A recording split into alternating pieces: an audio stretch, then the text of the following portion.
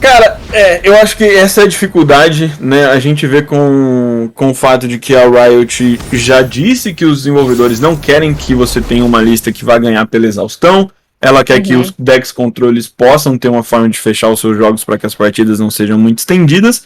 E rotineiramente a gente acha um deck que fecha muito cedo, né? E aí a gente tem isso pra Senna Veiga e também tivemos pra TLC. Agora eu vejo o Yogaki tentando revolucionar o que a gente conhece desse jogo e ele simplesmente quer vencer com um deck de Udyr, Joy. Olha, eu tenho fé. Como eu falei antes, possuo fé. Quero que funcione. Quero que, sabe, eu quero ser surpreendida. Então eu tenho. Ainda mais porque, assim, mesmo que o próprio Udyr não seja, né? A gente sabe que não é uma carta tão legal assim. O pacote dele, na verdade, é bem bom até. As 3 cartas que vieram, né, desses novos pacotes de Formidável e do Udyr são até bem boas, né? O 3-2 que pinga o Nexus, né? Dá 1 de dano no Nexus. A Errante Vulpina criando uma troca de postura que também pode fazer seu jogo ficar bem versátil. Então. Tem pacote muito bom, é só realmente o Udyr que poderia ter vindo com Quick Attack, né? Poderia ter vindo com ataque rápido. Sim. Eu sinto que a Riot mirou bastante no Aphelios e acertou no Vladimir. Isso. O Udyr é ruim, mas as acessórias são boas, né? É uma pena, cara. É uma pena de verdade que eu acho que o Udyr foi lançado pré-nerfado, sabe? Ele foi lançado com o Aphelios em mente. Pensando, nossa, a gente não pode deixar outra Aphelios, a gente quer fazer esse campeão, mas a gente não pode deixar crescer de outra Aphelios. E isso acabou limitando bastante o campeão. Aqui o Yogaki vem trabalhando com uma mesa larga, vem aumentando o poder das suas unidades com Formidável. Uma delas ali, o nosso cão de Petricita, já tem Formidável, robusto e vai se tornando cada vez mais uma boa peça de trocas. Por outro lado, o Lucildo já tem ali um asa longa, a gente sabe que essa carta, quando recebe recurso, se torna um extremo trocador de board aí, consegue gerar uma bolinha de neve para o jogador, só porque ele basicamente pode remover diversas unidades sem ser removido em resposta. E não, dessa vez aqui vai cair, as trocas ficam bem favoráveis para o Yogaki, mantém toda a sua mesa e limpa a mesa do Lucildo, que vem com uma avalanche para tentar limpar também. Tô tentando pegar a lista do Lucildo aqui, porque eu quero ver qual é o ponto dessa lista de Udyr Lux. Pra saber se realmente vale a pena ter perdido esse asa longa ou não. Eu acho que não. O asa longa é uma máquina, né? Quando ele fica vivo. Cara, o Lucildo tem falado bastante pra mim dessa lista. Eu falei pra ele que eu não iria cair o bait, ainda mais um deck que tem Udyr e Lux. 2 campeões difíceis de se fazer rodar, mas... A sinergia provavelmente é conseguir trazer os 2 campeões para a mesa, fazer o uso ali de 2 posturas, fazer o up dos personagens. O Udyr ainda vai ter um up um pouquinho mais lento. Quando ele cresce e se transforma realmente numa boa ferramenta ali de combates, de embates, e se você arrasta bem o jogo, ele pode sim se tornar uma ferramenta de resiliência, de causar dano, né? Enquanto a Lux vai fazer remoções ali com os feitiços. Mas é um plano de jogo, acho que um pouco... ganancioso, Joey. Assim... Mas em compensação, a gente tem... É possível que... Eu acho que o jogo dá chance a isso agora, nesse momento. Eu acho que a gente tem chance de ver essas listas, principalmente no competitivo, onde a gente pode banir, a gente pode, né, se virar com 2 matchups, não uma só. Então, é possível que funcione. Eu acho que... Tecnicamente, eu tô tentando olhar na lista dele... uma forma de finalizar o jogo, viu? Além do Udyr. Falta um finalizador, né, sabe? Às vezes eu sinto isso também. Se bem que eu fui surpreendido pelo potencial de burn das posturas, viu? Esses dias aí eu fui finalizado por um deck de timelines que usou 2 posturas para finalizar o jogo. Então, realmente... Tem umas possibilidades sneaks aí pra realmente fechar o game. Vem trazendo agora um feitiço pra aumentar o potencial ali de troca do asa longa. Acho que a primeira entrega ali foi por ter a possibilidade de contar com um segundo asa longa. Então viu ali a possibilidade de preservar a sua mana, fazer uma jogada mais forte no futuro. Por outro lado aqui o Yogaki já tem o seu Udyr na mesa. Que assim... Se você não é punido pela jogada lenta de colocar um Udyr na mesa, ele até que tem um corpo ok para você fazer investimentos. Existem corpos melhores no jogo, mas para essa estratégia é uma boa situação de mesa pro Yogaki no momento, Joey. Sim, o Udyr, ele é um... O problema dele é que ele não é um campeão de... Ele não é um Veigar. Que imagina, por exemplo, se ele surgisse postura que nem o Veigar faz quando ele tá upado. Ou então que ele aumentasse ou diminuísse o custo da postura, alguma coisa assim. Seria um campeão de backline, certo? Uhum. Mas ele não é isso. O Udyr é um campeão que você precisa bater com ele ou com outras cartas justamente pra ter o level up dele. E aí que fica a contradição. Ele é um campeão de bater, mas ele não é facilmente protegido. Então, como é que você funciona com ele, sabe? Por exemplo, agora você tá com o Udyr, você buffou o Udyr, não, o Yogaki conseguiu buffar o Udyr, mas esse asa longa tá ameaçando, né? E você ainda é obrigado a trazer a proteção primeiro, né? Então a gente vê que o Yogaki vem pro uso da regeneração primeiro, porque sabe que não finalizando o asa longa pode sofrer uma retaliação da carta, então ele precisa trazer a regeneração primeiro, e depois... resistindo com essa carta, encontrando um segundo momento de poder fazer uma jogada lenta sem ser respondido, e aí sim ele vai entregar o sobrepujar para essa unidade, e aí o Udyr se torna, além de uma unidade resiliente, se torna um bom agressor. Por aqui, a troca vai sendo apenas realizada em cima da 2/2 ali da Errante Vulpina, mais uma postura na mão, já faz uso dela, deve trazer então, talvez o crescimento? Não, acho que vai para vai pro ping, né? Ele tem que acelerar esse level up do Udyr aí, já que ele tá em campo, vamos andar, né? Perfeito. Opta aqui por correr em direção ao up do seu Udyr, né? Comentando sobre Udyr e Senna Veigar, eu acho que o problema do Udyr também é que ele veio um Veigar piorzinho que não tem a sua Senna também, né? Então... Isso, não tem um par muito bem... Eu acho que também esse level up que eles quiseram trazer pra ele é muito parecido com outros level ups que já existem no jogo, que são fortes, mas ele é pouco sinérgico. Então, por exemplo, beleza, você pode fazer um GP Sejuani, você pode botar um Udyr Sejuani, você pode botar um Udyr GP? Pode, mas por que você faria isso se você pode botar GP Sejuani?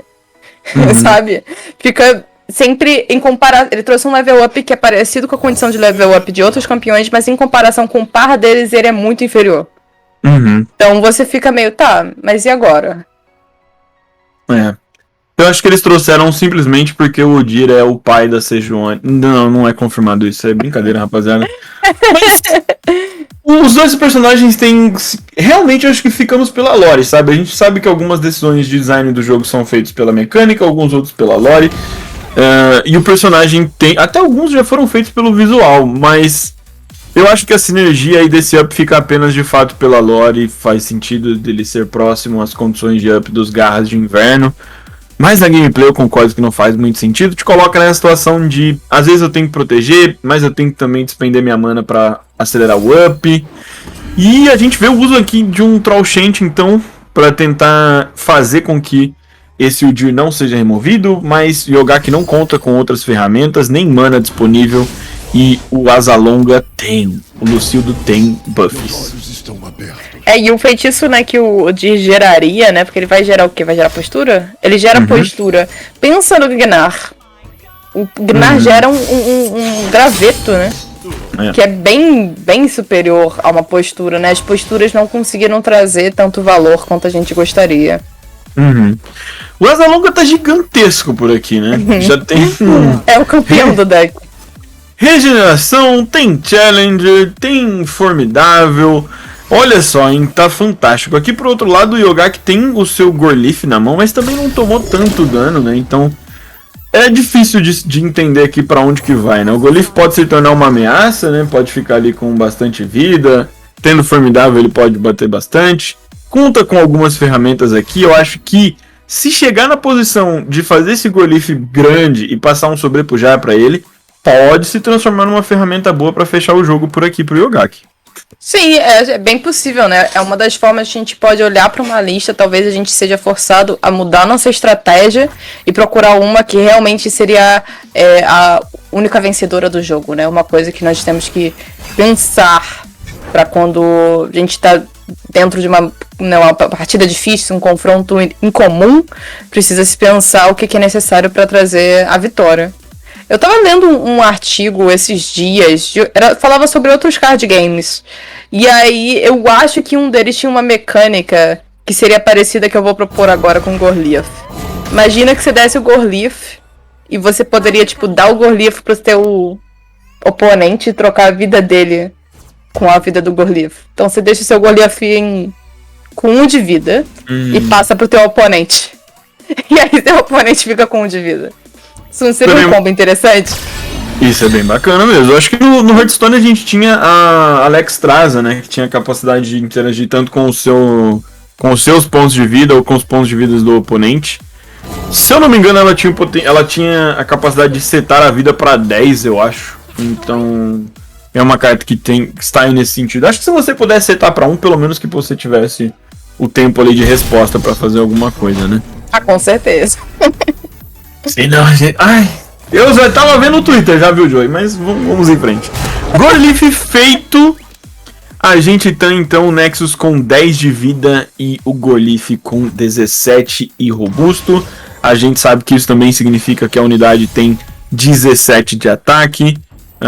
Tem muitas posturas, então pode aumentar um pouco. Pode trabalhar ainda com o sobrepujar, que já vem sendo feito. Por outro lado, o Lucildo tem uma resposta ali que seria o congelamento, mas a gente sabe que essa mecânica não vai funcionar por aqui, não salva ele.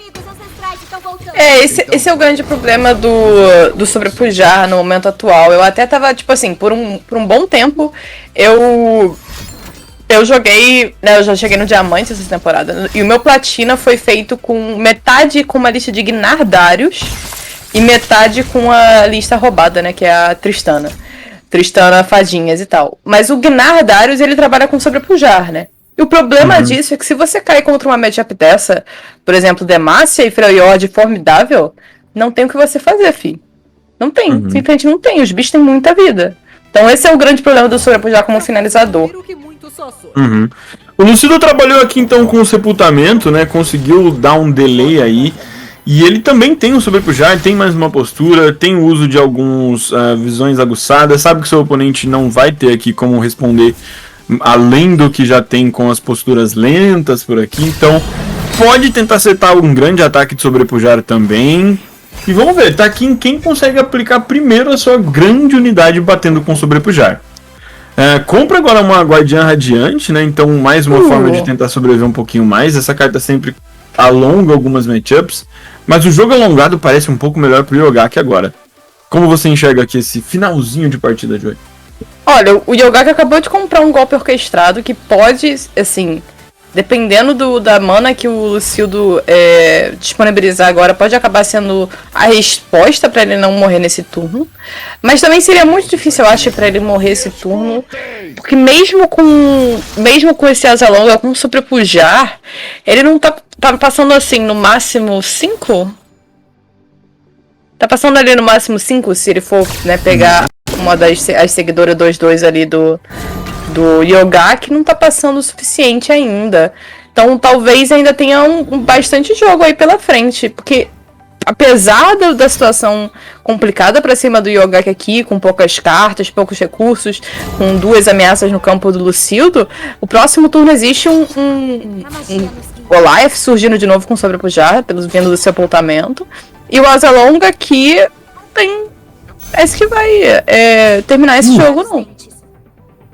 Vamos ver. Cara, realmente esse game aqui ficou por quem vai executar o seu bichão primeiro. E o nosso querido golpe orquestrado vem sendo feito.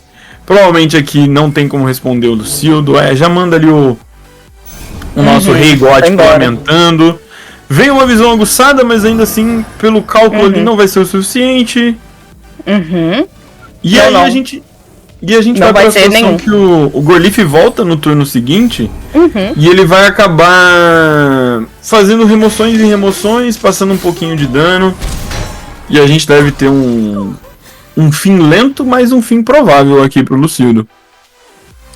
Existe uma possibilidade aqui, né? Apesar da gente ter visto o Yogak virando um pouco a maré pra ele, o Goliath... Ainda assim, ele dá um dano, mas ele não termina o jogo, né? E aí a gente fica a mercê dos próximos turnos. Rapaz! Rapaz, eu tinha esquecido completamente. Eu tinha esquecido dessa interação também, meu Deus. Estendeu tudo, mudou tudo. Desculpa aí, rapaziada. O narrador aqui esqueceu completamente do fato que o Gorlif ia reexecutar a sua habilidade de invocação.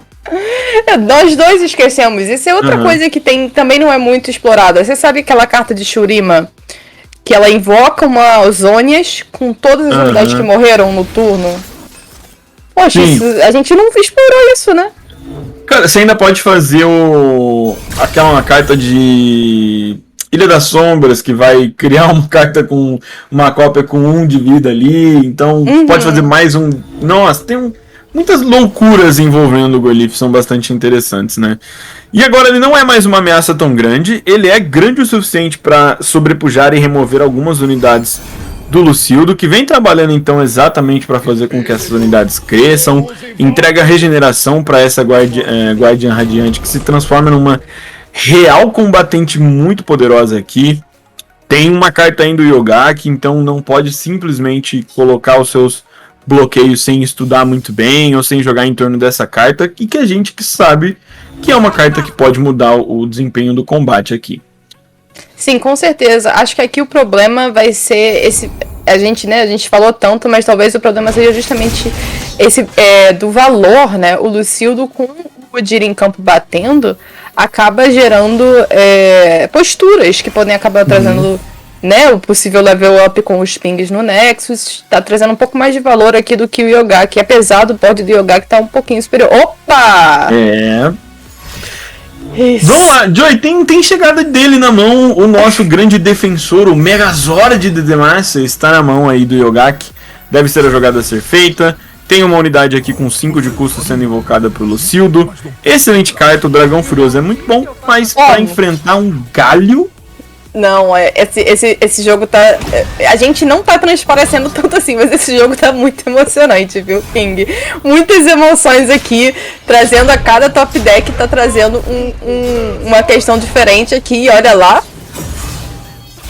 Up do Galio, o bonecão chegou com o seu Super Hero Landing 010, ele tem escudo de feitiço, ou serra elétrica, vai aí. Ai. Pronto, gente, voltei, que tá tendo obra aqui em casa, e aí nesses momentos eu vou ter que deixar a Joey assumir a narração até, mas enfim, rapaziada, já temos aí muita força na mesa do Yogaki. Esse jogo aqui tá uma loucura, é realmente uma roleta de emoções, parece que vai pra lá, parece que vai pra cá, os jogadores desempenhando muito bem as suas listas, o Udyr se mostrando um campeão muito divertido e versátil. Ele é lento, mas quando ele funciona é bem interessante. E a gente tem aí o mobilizar por parte do Galio, Lux desce e fim de game. Nossa, que doideira, hein? Sim, é a grande questão que eu tava falando, que sobrepujar não é o suficiente. Vale muito mais a pena, olha só que doideira. O sobrepujar não é suficiente, mas o mobilizar é.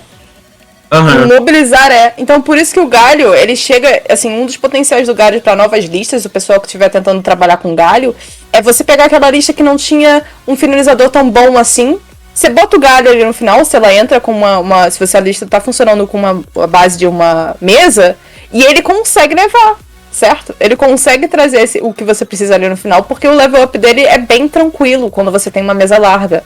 Então é outra aí possibilidade que a gente tem de decks, mas, pô, muito incrível esse jogo, King. Sério, good vibes only, adorei esse game.